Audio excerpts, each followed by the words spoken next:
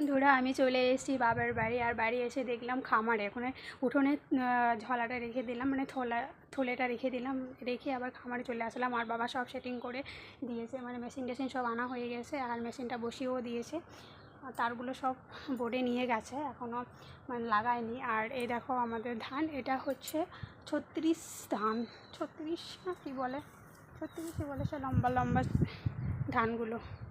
তো বাবা এখন কোথায় গেছে কে জানে, সব মেশিন রেডি হয়ে গেছে। আর একটা মনীষ এসেছিলো, মনীষ কেউ আসেনি, এবার দেখি পিসি আর জানি না কে আসবে। পিসি তো একা এসেছিলো, পিসে বাবা আসবে কি আসবে না সেটা এখনও বলেনি। তো যাই হোক, ওদের জন্য আমরা ওয়েট করে আছি, তারপর ধান ঝরাতে লাগবো। আর খাবারটা সকালে আসলাম, রান্নাবান্না করিনি, যেহেতু মা বললো রান্নাবান্না করতে হবে না, শুধু যদি চা করিস তো চা মুড়ি খেয়ে চলে আয়। তো সেটাই করেছি। সকালে উঠে স্নানটা আজকে করে নিলাম, জানো তো। কালকে খুব তাড়াতাড়ি করেছিলাম, ওই 9টার দিকে বাজার গিয়েছিলাম একটু, ওই কারেন্টের ব্যাপারে। তো সকালে এসে তারপর স্নান করা হলো না, যেহেতু ঠান্ডা চলে আসলো।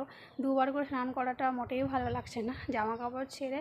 তো সকাল দিকটা ঝাঁটপাট দিয়ে লাদা পাতা দিলাম, তারপর একটু গরম লাগলো, সকালে স্নান করে চলে আসলাম। চলে এসে এখন ভাত খাবো।